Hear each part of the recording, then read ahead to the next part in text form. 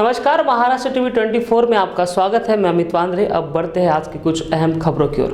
नागपुर महानगर पालिका के महापौर दयाशंकर तिवारी ने मीडिया से बात करते हुए कहा कि कुछ दिन पहले ही नागपुर में एक दिन बाद जलपूर्ति करने का निर्णय महानगर पालिका ने लिया था, जिसे अब वापस लेकर नागपुर की जनता को नियमित जलपूर्ति गुरुवार से की जाएगी। जलापूर्ति की समस्या से जूझ रहे नगरवासियों के लिए खुशखबरी है। समय से पहले लीकेज और प्रेशर वॉल्व दुरुस्ती का काम पूरा हो जाने से अब शहर की जलापूर्ति पटरी पर लौटेगी।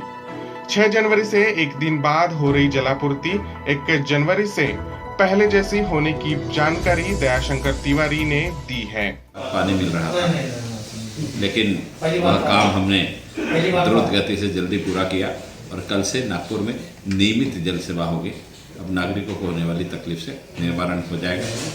हमारे इस निर्णय के कारण नागरिकों को जो तकलीफ हुई उसका हमें खेद है और उन्होंने जो सहकार किया इसके लिए हम उनका आभार भी व्यक्त करते हैं। स्थायी समिति तथा जल प्रदाय समिति सभापति विजय झलके ने बताया कि शहर को जलापूर्ति के लिए बिछाई गई 2300 MS पाइपलाइन पर 5 लीकेज हो जाने से पानी बर्बाद हो रहा था।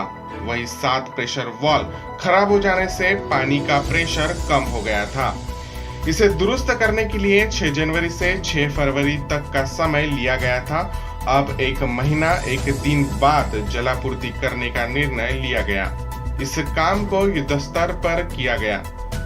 समय से पहले काम पूरा हो जाने से अब नियमित जलापूर्ति की जाएगी। उन्होंने बताया कि 5 लीकेज दुरुस्त करने का समय पूरा कर लिया गया है। 6 प्रेशर वॉल्व दुरुस्त हो चुके हैं। 1 प्रेशर वॉल्व बदलने का काम अभी बाकी है। 21 जनवरी से शहर को जलापूर्ति पहले जैसी होगी। लीकेज व प्रेशर वॉल्व दुरुस्ती के लिए 1 दिन बाद जलापूर्ति करने पर नागरिकों को हुई दिक्कत के लिए उन्होंने खेद भी व्यक्त किया है। प्रकाश शुंकलवार की ब्यूरो रिपोर्ट, महाराष्ट्र टीवी 24।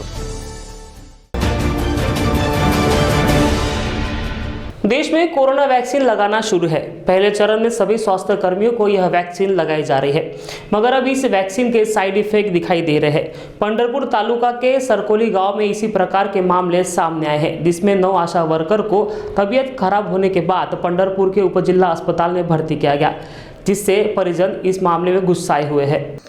आवश्यकता आहे, त्याला बोला येत नाही, चाला येत नाही। हो, या सरकारने जर लस आणली असली तर आधी मुख्यमंत्र्याला टोचावं, गावच्या नाही तर तालुक्याच्या आमदाराला टोचावं, आमदार नसला तर खासदाराला टोचावं आणि पुन्हा आमच्यावर ट्राय करावं। गोरगरीब सामान्य जनतेत आम्ही रोज काम करून खाणारी माणसं आहे। हो, आता तुमच्या घरच्यांना काय त्रास आहे? घरचं झोपून आहे ते आमची। हो, बरं, त्यांना बोला येत नाही। आज ॲडमिट केलं होतं ना? आज ॲडमिट केलं होतं कुठं सरकार कॉटेजला, पंढरपूर तालुक्यात। त्यांनी काय सुविधा दिली? त्यांनी काय नाही, एक सलाईन लावली, औषध गोळ्या दिल्या। हो, जेवणात काय? जेवण नाही, विचारलं नाही कोणी, काय नाही बोलले। सर सुद्धा तिथं नव्हतं। हो, कोणी पण विचारू तिथं, माझी आणि घरची होती तिथं, त्याला कोणी विचारलं नाही। हो, त्याच्यामुळं माझी एक अपेक्षा आहे, त्या बोधले सरला आधी लस द्या, नसतं तर खासदाराला द्या, आमदाराला, मुख्यमंत्र्याला द्या, पुन्हा आमच्या घरगरीबाबरोबर करा। बुल्ढाना जिले में समृद्धि महामार्ग का काम जारी है। ऐसे में यह रास्ता खेतों के किनारे से होकर गुजरता है। ऐसे में रास्ते से उड़ने वाली धूल से किसान को परेशानी हो रही है। एक ऐसा ही मामला मेहकर तालुका के कल्याण गांव में सामने आया, जहां एक किसान ने धूल से तंग आकर खेती के बाजू से गुजरने वाले गाड़ियों को रोककर महामार्ग का काम कुछ देर के लिए रोक दिया। बुल्ढाना जिले के मेहकर तालुका से 36 किलोमीटर का समृद्धि महामार्ग गया है, जिसके डेवलपमेंट का काम फिलहाल शुरू है। यह काम आपको कंपनी के माध्यम से चल रहा है, मगर इस कंपनी के कार्यप्रणाली से परिसर के किसान परेशान हैं। एक ऐसा ही मामला मेहकर गांव में सामने आया है, जहां अनिरुद्ध तागड़े नाम के किसान ने रास्ते से उड़ती धूल से तंग आकर समृद्धि महामार्ग का काम कुछ देर के लिए कुल्हाड़ी का डर दिखाकर रोक दिया था। किसान का कहना था कि जब तक कंपनी के अधिकारी उनसे आकर बात नहीं करते, तब तक वह कंपनी का काम आगे नहीं बढ़ने देंगे।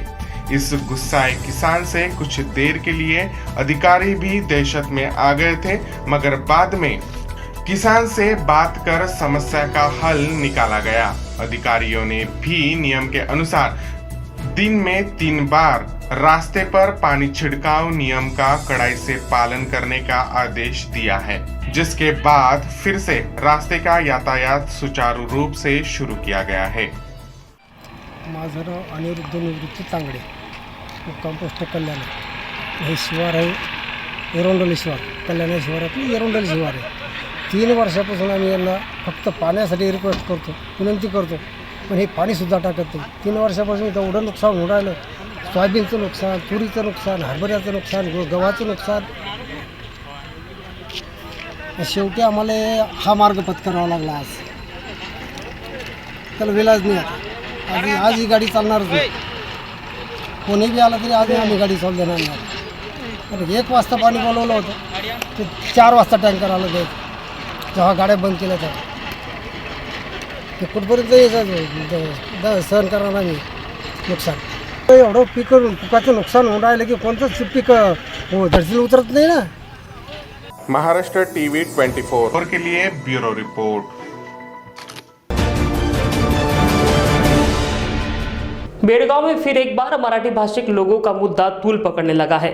कुछ ही दिन पहले मराठी भाषिक लोगों का मोर्चा रोक दिया गया था, जिस पर कोल्हापुर के शिवसेना कार्यकर्ताओं ने बेड़गांव में जाकर भगवा फड़काने का प्रण लिया था। कुछ दिन पहले ही कन्नड़ रक्षक वेदिके के कार्यकर्ताओं द्वारा संगठन का ध्वज बेड़गांव महानगर पालिका पर लगाया था, जिसका विरोध कर मराठी भाषिक लोगों ने आंदोलन किया था। इस घटना के खिलाफ बड़ा मोर्चा भी निकलने वाला था, जिसे रोक दिया गया, जिसके बाद शिवसेना जिलाध्यक्ष विजय जीवने ने भगवा मार्च निकालने की बात कही।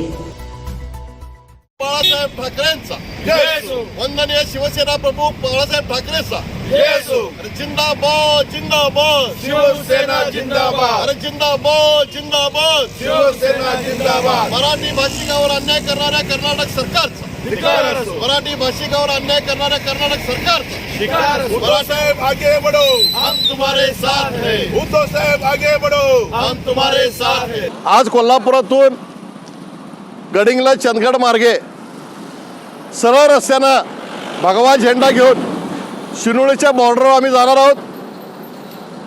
छत्रपती शिवाजी महाराजांच्या पुतळ्याला अभिवादन करणार आहोत आणि त्या ठिकाणाहून भगवे झेंडे घेऊन आणि एक मोठा झेंडा घेऊन आम्ही बेळगावकडे रवाना होणार आहोत. या ठिकाणी कर्नाटक सरकारनं हे आंदोलन दडपण्याचा प्रयत्न जरी केला असेल तर शिवसेना कोणत्याही परिस्थितीत थांबणार नाही. भगवा झेंडा हा बेळगावमध्ये लावणारच. खापरखेड़ा परिसर में तब दहल गया जब दिन दहाड़े 31 वर्षीय युवक प्रशांत घोड़ेसवार के आरोपी ने गला रेत कर हत्या कर दी। यह घटना खापरखेड़ा के मुख्य मार्ग पर बाबा बार के समीप हुई। ध्यान देने वाली बात यह है कि घटना के बाद परिसर में किसी भी नागरिक ने घायल युवक की मदद नहीं की। इस पूरे घटना की जानकारी जब खापरखेड़ा पुलिस को मिली तब पुलिस ने घटनास्थल पर पहुंचकर जांच पड़ताल कर शव को पोस्टमार्टम के लिए भेज दिया। घटना में 5 आरोपी शामिल हैं, जिसमें से 2 आरोपी पुलिस ने गिरफ्तार किए हैं। जगह के विवाद को लेकर हुए विवाद में एक युवक की जान चली गई। घटना खापरखेड़ा की है, जहां एमएसएबी ऑफिस के परिसर पर चाइनीज ठेला न लगाने को लेकर यह विवाद हुआ था, जिसके बाद 5 आरोपियों ने मिलकर खापरखेड़ा के मुख्य मार्ग पर मृतक प्रशांत घोड़ेसवार को पहले तो सभी ने घेर लिया, फिर उसका गला काटकर उसकी हत्या कर दी। घटना के बाद सभी आरोपी फरार हो गए थे। 20/21 को रात को करीब पौने 10 बजे से लेकर 10 बजे के बीच की यह घटना है। इसमें मृतक का नाम जो प्रशांत घोड़ेसवार है वो अनमैरिड है, उसकी उम्र 29 साल की उम्र है उसके भाई ने जो शिकायत दिया है वो भाई का नाम है अमित घोड़ेसवार, उसकी उम्र 33 साल की है, मैरिड है, शादीशुदा है वो। गावंडे कॉम्प्लेक्स के सामने जो एमएसएबी की जगह जो थी और जगह का ताबा आरोपी में से एक आरोपी ने दूसरे आरोपी को दे दिया था। मृतक का जो भाई जो फिरियादी है उसके कहने के मुताबिक वो जगह पड़ी थी, इसीलिए वो जगह का इस्तेमाल हम चाइनीज ठेला लगाने के लिए कर रहे थे। इसके पहले उनका बिना संगम में भी 2 ठेले चलते थे, लेकिन बिना संगम में बाढ़ आने की वजह से उनका थोड़ा बिजनेस ठप हो गया करके उन्होंने फिर ख्याल इधर देना चालू किया। वे मेन मार्केट रोड होने की वजह से खाली जगह दी कि अच्छा खासा बिजनेस हो जाएगा, इसीलिए मृतक ने भी वो ठेला वहाँ पे लगाने की कोशिश किया होगा। तो आरोपी ने उसको बोला कि भैया तू यहाँ पे ठेला हटाता क्यों नहीं, तू ठेला रखने का मतलब क्या है तेरा, ठीक है। तो इसी के तहत फिर वो कल लोग बाहर में मिले और फिर मृतक का जो दोस्त है, मृतक के दोस्त को इसकी पूरी जानकारी थी कि बाहर में कौन बैठा है। प्रशांत घोड़ेश्वर भी वहाँ पे आया है, वहाँ पे उसको समझाने की बातें भी हो गई, लेकिन समझाने की बातें होने के बाद कुछ ही देर के अंदर वो बाहर पड़े। बाहर पड़ने के बाद बाहर से ज़्यादा 20 या 25 फीट की दूरी पे उसको गला काट कर हत्या हो गई। इसमें कितने आरोपी हो सकते हैं? इसमें आरोपी की कुल मिला के संख्या अभी तो नहीं बता सकते, लेकिन तपास के अंदर आरोपी की संख्या अच्छी खासी बढ़ जाएगी। और गुना जो दाखिल हुआ वो 334, उसमें एट्रॉसिटी भी लग गया है, 325 एट्रॉसिटी एक्ट लग गए और 425 आर्म एक्ट के तहत गुना दाखिल हुआ फिलहाल आज के स्टेज पे। सर, जो मृत्यु हुआ और जो आरोपी है, इनके ऊपर में पहले के कई गुने कुछ है क्या? 10 साल का रिकॉर्ड देख चुका हूँ, उसमें कोई चोरी वेरी के ऐसे 1-2 गुने मिल रहे हैं। कहीं अपने का मिल रहा है, कहीं काटोर का मिल रहा है। जो बाहर पुलिस स्टेशन का है वो रिकॉर्ड हम मांग रहे हैं। सर, ये गुना किस पे मिले सर? आरोपी पे मिले कि मृतक पे मिले? अभी भी रिकॉर्ड देखा, मृतक के ऊपर भी 2 गुने हैं, लेकिन वो चोरी वेरी के गुने हैं। कोई भंगार को चोरी वोरी होंगी, लेकिन जब ब्रीफ पढ़ने के बाद ही पूरा पता चलेगा। लेकिन ऐसा कोई मर्डर, कोई ऐसा 307 इसके अंदर ऐसा अभी तक का क्राइम रजिस्टर नहीं है उनके खिलाफ में। तो सट्टा पट्टे कुछ एंगल सामने आ रहा है? सट्टा पट्टे का एंगल ना तो आरोपी की तरफ से ना तो मृतक की तरफ से, दोनों तरफ से सट्टा पट्टे का एंगल कहीं पर भी नहीं है। पुलिस ने बताया कि यह पूरी घटना जमीन के विवाद को लेकर हुई है, जिस पर चाइनीज ठेला न लगाने को लेकर प्रशांत को आरोपियों द्वारा कहा गया था। ना सुनने पर उसके साथ यह सुलूक कर दिया गया। पुलिस ने बताया कि घटना में 5 आरोपी लिप्त है, जिसमें से सुधीर पिपड़े और सागर मधुकर को गिरफ्तार किया गया है। बाकी 3 आरोपी फरार है। इन आरोपियों पर पुराने मामले भी दर्ज है। फिलहाल पुलिस फरार आरोपियों की तलाश कर रही है। प्रकाश शुंकलवार की desk report, Maharashtra TV 24। Maharashtra की महत्वपूर्ण खबर जानने के लिए देखते रहिए महाराष्ट्र 24। नमस्कार।